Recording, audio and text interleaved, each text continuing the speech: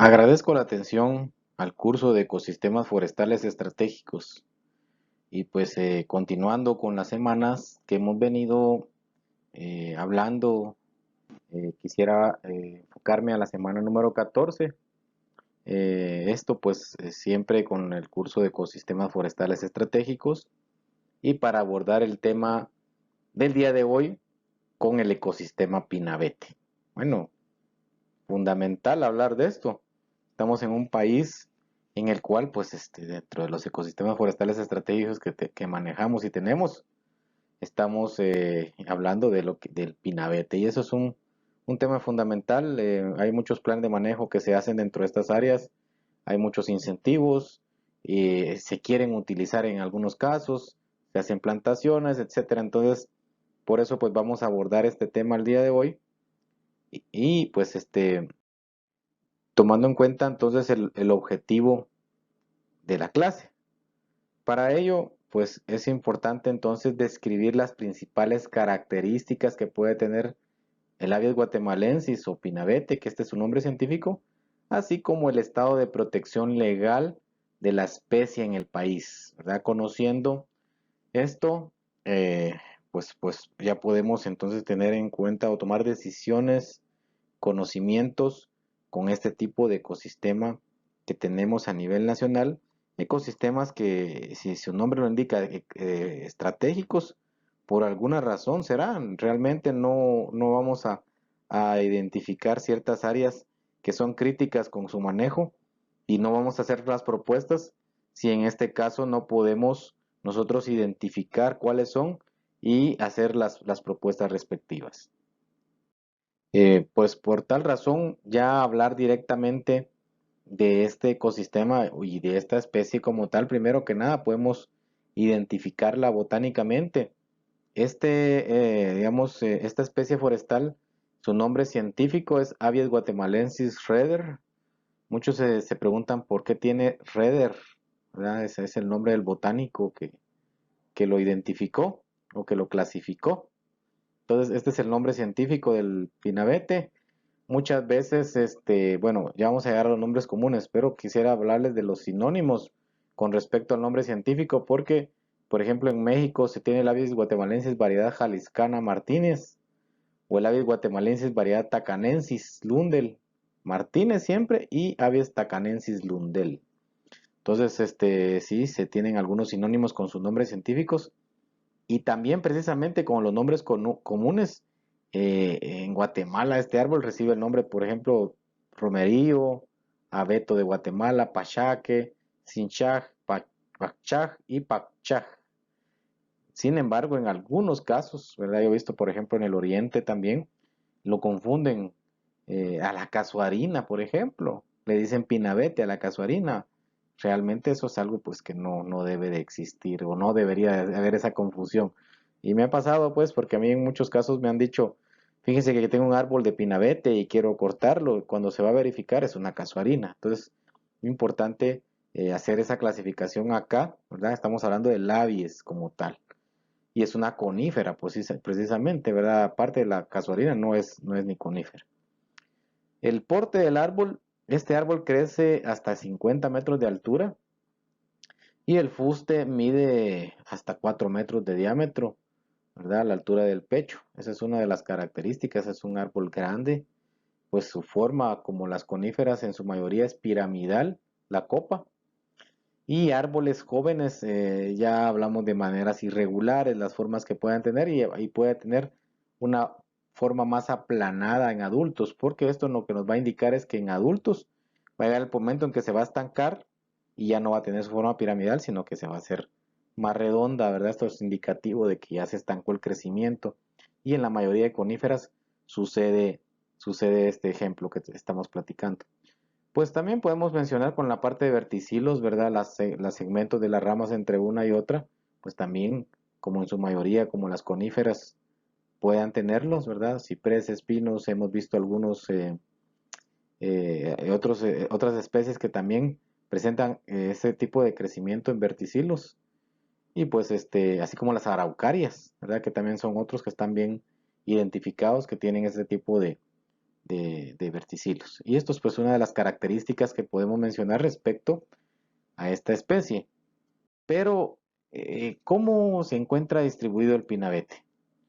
Pues podemos hablar a nivel de Latinoamérica o a nivel mesoamericano principalmente, sobre las latitudes de 21 grados norte a lo largo de 1600 kilómetros desde Jalisco, México.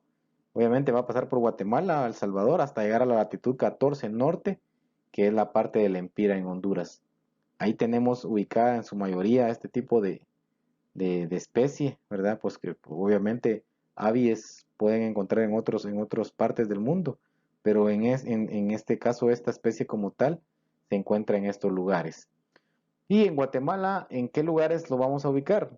Pues hablamos de Totonicapán, Huehuetenango, Quiché, San Marcos, Jalapa, Chimaltenango y las partes altas de la Sierra de las Minas, como hablamos de Chiquimula y Zacapa. Entonces ahí podemos encontrar también pinabete, ¿verdad? En Zacapa, en algunas partes creo que del volcán de Ipala, si no estoy mal, algunos han encontrado algunos especímenes, pero sí podemos mencionar también la parte de Jalapa, pues la parte de Miramundo, Soledad Grande, el refugio, pues encontramos también esta especie distribuida naturalmente. Aves guatemalensis es una especie de alto uso en Guatemala, por ende, pues ha existido una sobreexplotación del bosque natural que ha conllevado a que se catalogue como peligro de extinción. Y por tal razón, pues actualmente está prohibida su corta, hablemos de un bosque natural, por eso es que se están creando estrategias de plantaciones voluntarias para poder mitigar este tipo de problema que se ha venido dando.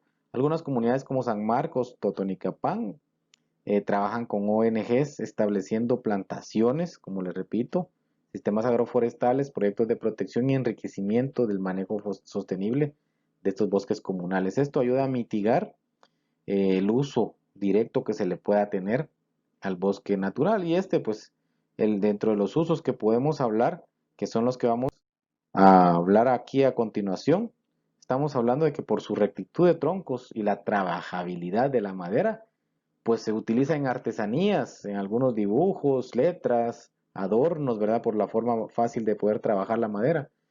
Y pues algunos objetos típicos que se puedan hacer, llaves, adornos, utensilios de cocina, etcétera. En algunos casos también lo utilizan para leña y carbón. Pero el uso más común y que ustedes ya de repente lo han de haber escuchado es para las fiestas navideñas, para arbolitos de Navidad, para coronas, para la ramía, que en muchos casos es ilegal porque la ramía viene de un bosque natural y en muchos casos forman un árbol de esa ramía, entonces eso está prohibido.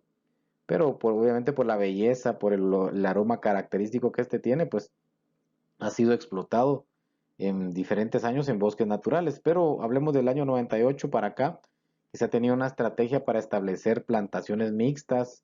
Por ejemplo, hablemos de Huehuetenango, Quetzaltenango, incluso en el mismo Totonicapán, donde se ha tratado de tener proyectos de recuperación, de incentivos, por ejemplo, de regeneración natural, así como también de sistemas agroforestales implementado por los programas de incentivos que conocemos como el anterior PINFOR, el PINPEP, incluso el mismo Probosque, para el manejo y conservación del pinabete. Entonces, estas son ya estrategias que se han tenido en cuenta para poder mitigar que tipo de usos y esta problemática que está conllevando a que se degrade esta especie en sí y que la estemos catalogando como en peligro de extinción. Entonces, ahí están las plantaciones voluntarias para poderlas utilizar, para poder comprar los arbolitos, para poder armar coronas, guirnaldas. Entonces, por eso es importante destacarlo de esta manera.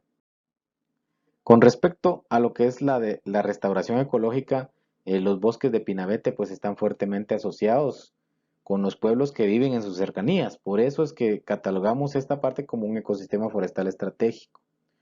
Y estas comunidades son las que manejan su conservación. Bueno, hablemos de Tacaná, San José, Ojetenam, en San Marcos. Las comunidades a través de su comportamiento tradicional, pues por medio de normas consuetudinarias, para el bosque comunal, por ejemplo, el de las ventanas, han permitido que se conserve, se maneje el mismo. Entonces son estrategias respecto a una restauración que le podamos dar a estos bosques. También podemos describir que en su mayoría se encuentran ubicados la parte de Pinabete en las partes altas de la porción occidental, de la parte noroccidental, y donde pues se registran niveles altos de natalidad, analfabetismo y pobreza. Entonces, por eso es que este tipo de ecosistemas se encuentra en peligro de extinción también por la misma presión que pueda existir. Entonces estos bosques, si lo vemos desde una perspectiva de conservacionismo y a la vez de prestación de servicios, pues obviamente aquí radica su importancia entonces para la misma población que se pueda tener, porque para muchos es preciado, ¿verdad? Y utilizar las estrategias correctas va a conllevar a resultados a corto y largo plazo, que es lo que les hablé de los incentivos, las plantaciones, el manejo forestal con fines de protección, etcétera. Entonces, identificar estas zonas, cuáles son de protección, cuáles son para producción y plantaciones, es básico para poder evitar que se continúe con la degradación de estos bosques. Por ejemplo, con respecto al estado de protección legal que existe en Guatemala respecto a esta especie, pues hay tres niveles de protección que se le pueden dar. El primero, pues es el más estable y es el que se va a dar dentro de áreas protegidas por el gran tamaño que puedan tener. Entonces es más estable, hay fondos de protección, relativamente pocas presiones también de las mismas comunidades. Y tenemos un único ejemplo aquí de que es el nivel de un bosque mixto que se da en Pinabete, en la Sierra de las Minas. Está dentro de esa área protegida y se encuentra en una zona núcleo de la reserva de esta biosfera. Entonces este tiene mayores garantías para perdurar en el futuro porque hay digamos, es más tangible, es un nivel que tiene fondos para trabajar. Los siguientes niveles, por ejemplo, el segundo, hablemos de bosques manejados por una forma comunitaria, aquí hablemos de que ya hay comunidades inmersas y hablemos de las parcialidades de Totonicapán, Todos Santos, en Huehuetenango, en Ichihuán, y donde las normas internas tienen que ser respetadas, ¿verdad? Sin embargo, las garantías de protección en este caso pueden ser inestables, ¿verdad? Muchas veces esto también se considera una amenaza, perdón, con respecto a la parcialización que se le puede ir dando y puede dar origen al cambio de uso del suelo, ¿verdad? Entonces este es el segundo nivel y puede dar una ruptura de equilibrio, ¿verdad? Si no se da con respecto al equilibrio del derecho consuetudinario que se pueden dar entre las comunidades.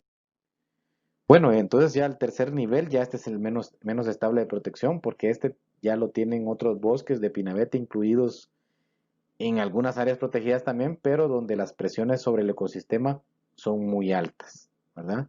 Aquí tenemos el caso de los bosques de Totonicapán.